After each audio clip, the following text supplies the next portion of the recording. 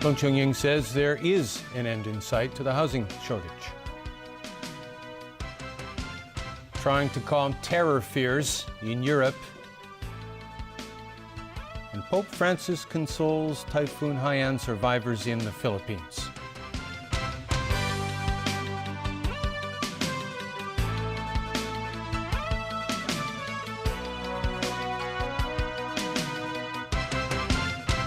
Good evening. Chief Executive Leung Chun-ying is declaring an end to Hong Kong's housing shortage.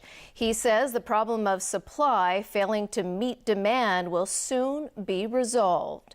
But as the government continues to look for more land to build homes, Secretary for Development Paul Chan insists country parks will not be used for residential purposes. Our Ronnie Samtani has our top story. Chief Executive Leung Chun-ying said today the problem of supply shortage is coming to an end. He said a record 74,000 flats will become available in the next few years, and he expressed hopes that with the new policy initiatives, more subsidized flats will become available in the future. To try to increase land supply, the government wants to promote the rezoning of greenbelt sites. Speaking to TVB News today, Secretary for Development Paul Chan made clear country parks will not be included. What we have been focusing are those greenbelt sites which are near infrastructure, which is natural extension of the new town or the city. We avoid those greenbelt sites with high ecological value. I noticed there are debates in the community as to whether country parks should be developed and the social cost, so to speak. But I can assure you for this term of administration, what we have been focusing and will be focusing are greenbelt sites.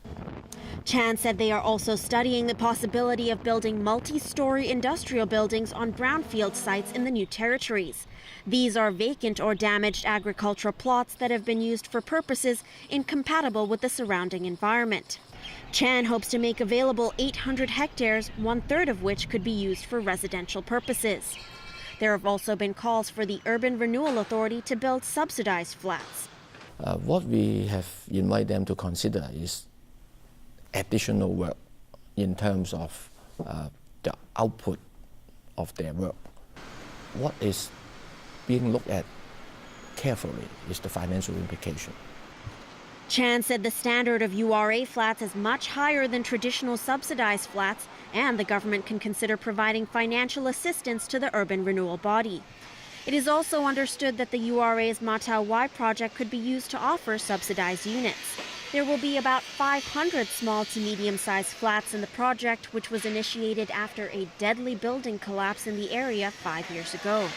The units will become available in 2018 at the earliest. Ronnie Samtani, TVB News. Health Chief Ko Wing-man insists the flu vaccine being used in Hong Kong can offer protection to the public. That's despite a vaccine mismatch that results in lower protection.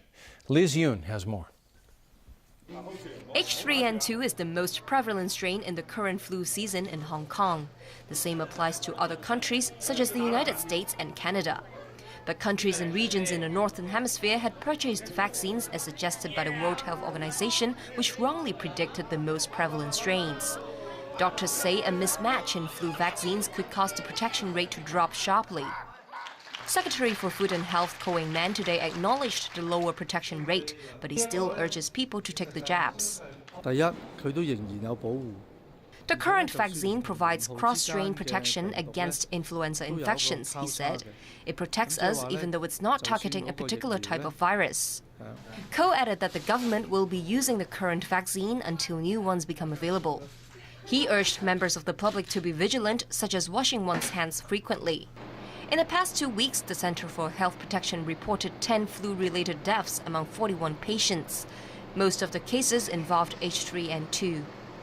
Despite this, a number of doctors still insist that vaccination is the best preventive measure against the flu. They advise people, especially those with a weaker immune system, including young children and the elderly, to go and get the necessary shots. Liz Yun, TVB News. The chief executive says he's open to dialogue with pan-democratic lawmakers over political reform. Leung Chun-ying also called on them to stop boycotting the second round of public consultation. Owen Fung reports. Pan-democratic legislators have been boycotting the ongoing political reform consultation exercise. They've also vowed to veto any reform proposal based on the framework announced by the National People's Congress Standing Committee back in August. Speaking on a radio show today, Chief Executive Leung Chun-ying said he's always willing to engage in dialogue with pan-democratic lawmakers. But the CE insisted the discussion needs to be within the stipulations of the Basic Law. Leung urged the pan-democrats not to boycott the consultation any further, as he believes it will only hinder rational discussions. And despite their staunch opposition to his government, Leung said it doesn't affect the relationship between the two sides. Sid Ho of the Labour Party says the administration has refused to meet with the pan-democrats after the televised dialogue between officials and student leaders during the Occupy protests. But she welcomes a public debate with the CE on political reform. Meanwhile, Secretary for Security Lai Tung-kwok says the police will be making the necessary preparations for a rally organised by the Civil Human Rights Front on February 1st. He's also confident that the protest demanding greater democracy will not lead to another Occupy campaign. The Secretary for Security says the police will facilitate members of the public to voice their opinions as long as it's done in a lawful and peaceful manner. He also urged demonstrators not to stay on the streets after the rally as it would affect other people. Owen Fung, TVB News. Overseas now, and there were anti-terror raids across Western Europe yesterday that saw at least 30 suspects arrested as authorities rushed to thwart more possible attacks by Muslim extremists. Alan Booknia reports. In Verviers, Belgium, residents living in a building damaged during an anti-terror sweep Thursday began returning home. 2 suspected extremists were killed and a third was wounded following a firefight with police. More raids were conducted yesterday in Belgium, France, Ireland, and Germany. Prosecutors said 13 people had been detained in Belgium, some of them within hours of implementing a plan to kill police. As anxiety soars in the wake of last week's bloody spree in Paris, the broad scope of police action illustrates the challenges facing a continent threatened by Islamic militancy. The police agency Europol estimates there are 2,500 to 5,000 radicalized Muslim extremists in Europe.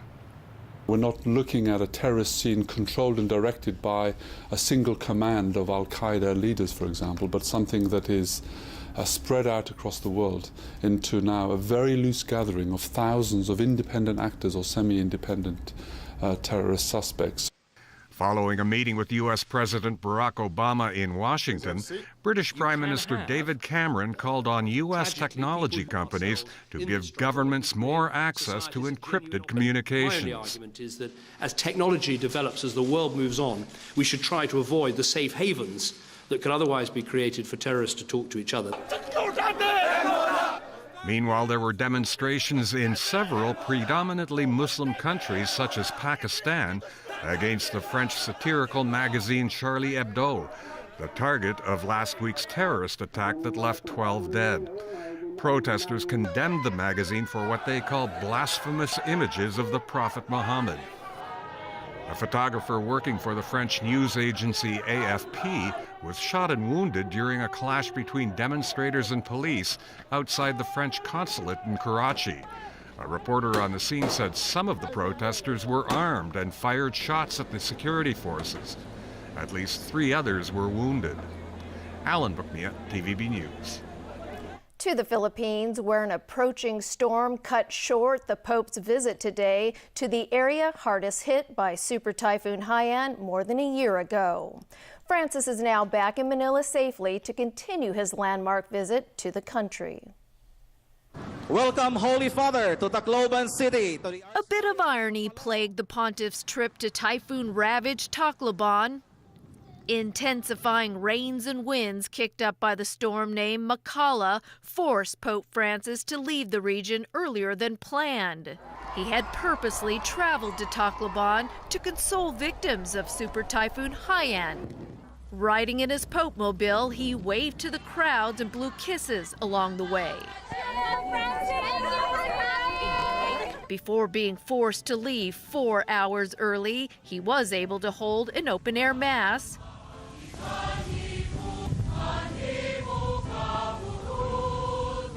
An estimated 150,000 people donning yellow raincoats braved the pouring rains to witness his sermon. Many in the crowds wept as Francis spoke, overcome with the pain caused by the November 2013 storm. So many of you have lost everything. When I saw from Rome that catastrophe, I felt that I had to be here. That devastating typhoon wrecked entire villages and left more than 7,300 people dead or missing. Concerned for the pontiff's safety, officials rushed Pope Francis to depart before the approaching storm hit. By the time they boarded the plane, the papal delegation was soaked. After the Pope took off safely, another plane carrying government officials overshot the runway at Tacloban Airport. The plane had difficulty taking off in stormy conditions, but no one was injured. Cutting his trip short caused the Pope to arrive back in Manila ahead of schedule. Thousands of followers cheered as he made his way through the streets. Pope Francis will hold an open-air mass at Rizal Park in Manila tomorrow. As many as 6 million people are expected to bear witness to that event. It's official, 2014 was the hottest year on record. That's according to scientists in the United States. It is the third time in a decade that the annual heat record was broken. Scientists at NASA and the National Oceanic and Atmospheric Administration both confirmed what the Japanese National Weather Agency measured earlier. That is that temperatures averaged 14.6 degrees Celsius in 2014, almost 1 degree higher than the 20th century average. And last month was the hottest December on record. The last time a monthly cold record was set was December 1916. And the last time an annual cold record was set was 1911. Records have been kept since the 1880s. Increasing surface temperatures means rising sea levels, and that increases the probability of storm surges and coastal flooding. Humans are contributing by burning fossil fuels. We have an increase of carbon dioxide in the atmosphere, and that is a greenhouse gas because it traps the outgoing long-wave radiation and warms the atmosphere and warms the earth and warms the oceans. And still ahead in our newscast, paying tribute to Zhao Ziyang 10 years after his death. Major legal battle looms in the U.S. over same-sex marriage. And what a shot by Rory McIlroy.